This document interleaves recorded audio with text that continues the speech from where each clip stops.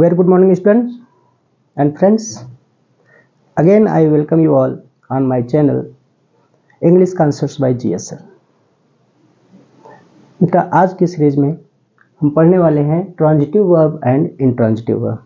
ठीक है, अभी तक आप लोगों ने वर्ब में कई चीज़ें पढ़ लिया है, उसके डेफिनेशन पढ़ लिए हैं, काइंड्स पढ़ लिए हैं, एग्जांपल्स पढ़ लिए हैं, रेगुलर वर्ब्स क्या होते हैं, इरेगुलर वर्ब्स क्या होते हैं। आज अब पढ़ने वाले हैं कि ट्रांजिटिव वर्ब क्या होते हैं, इंट्रांजिटिव वर्ब क्या होते हैं। ठीक है, तो आइए देखते हैं कि ट्रांजिटिव वर्ब क्या होते हैं। Transitive verb it requires an object to complete its meaning. जब बेटा किसी भी सेंटेंस में वर्ब के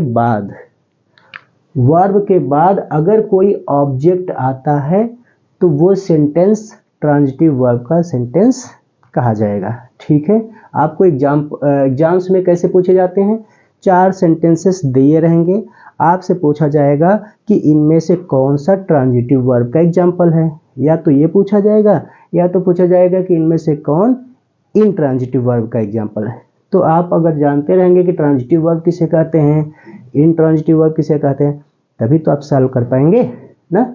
तो आइए देखते हैं कि ट्रांजिटिव वर्ब कौन होते हैं, इसके एग्जाम्पल्स क्या होते हैं। ठीक है, it requires an object to complete its meaning, means कि ऐसा सेंटेंस जिसमें वर्ब के बाद कोई ऑब्जेक्ट हो। ठीक है, तो देखिए यहाँ पर ये अ Hunter killed a tiger. Hunter means शिकारी, एक शिकारी ने टाइगर को मार डाला।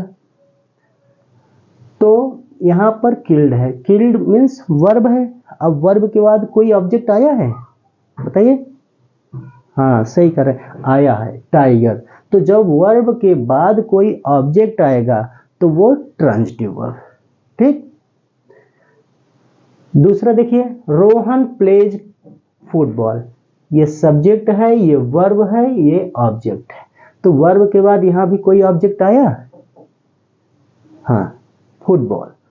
तो आप, मैं तो नहीं सुन रहा हूँ ना, लेकिन आप लिपसिंग करिए, लिपसिंग करेंगे तो कंसंट्रेशन बनेगा, नहीं तो फिर आप सुनेंगे और भूल भी सकते हैं। ठीक है, तो रोहन प्लेज फुटबॉल, तो प्लेज के बाद यहाँ पर ऑब्जेक्ट फुटबॉल आया, इसलिए कौन सा वर्ब होगा, ट्रांजिटिव वर्ब। ठीक, आइए इंट्रांजिटिव देखते हैं। Intransitive verb it does not require, does not require means आवश्यकता नहीं है किसकी, an object to complete its meaning, means कि इंट्रांजिटिव वर्ब में वर्ब के बाद कोई भी ऑब्जेक्ट नहीं आएगा। जैसे अ हंटर किल्ड, यहाँ पर किल्ड है, वर्ब है, तो क्या इसके बाद कोई ऑब्जेक्ट आया है, नहीं।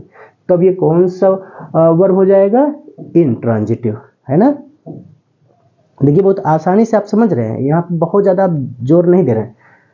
रोहन प्लेज, रोहन खेलता है।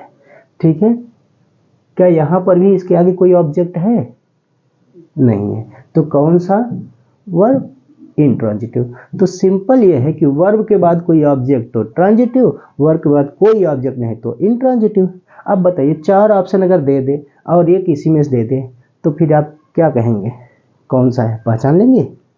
प्रॉमिस कीजिए कि आज के बाद ट्रांजिटिव वर्ब से रिलेटेड, इंट्रांजिटिव वर्ब से रिलेटेड क्वेश्चन आपका गलत नहीं होगा, है ना। चलिए, ये तो मैं तब मानूंगा कि आपको समझ में आ गया जब आप प्रूफ करेंगे। प्रूफ कैसे होगा, आप तो मैं फ़ोन में बोलेंगे नहीं, लेकिन आपको मैं होमवर्क दे रहा हूँ। क्या है, right 2 sentences of each. Each means transitive verb के 2 एग्जाम्पल, इनट्रांजिटिव वर्ब के 2 एग्जाम्पल। इन दोनों एग्जाम्पल्स आप अगर हमें भेज देते हैं और सही भेजते हैं तो मैं मान लूँगा कि मेरा प्रयास सफल रहा। ठीक है, अगर आप नहीं भेज पाते हैं, नहीं सॉल्व कर पाते हैं, तो आप एक बार फिर से वीडियो देखिएगा, 2 बार देख लीजिएगा, आपको समझ आ जाएगा, फिर आप बना लीजिएगा। ठीक, लेकिन ये सेंटेंसेस ना भेजिएगा, चालाकी ना करिएगा, ये सेंटेंसेस बिल्कुल नहीं, कोई डिफरेंट सेंटेंस भेजना है। ठीक, तो होप कि आप लोगों ने समझ लिया होगा। अगले वीडियो में हम कुछ और लेकर आएंगे, किसी और पार्ट को। तब तक के लिए अपना बहुत ख्याल रखिए और keep on studying. Thank you.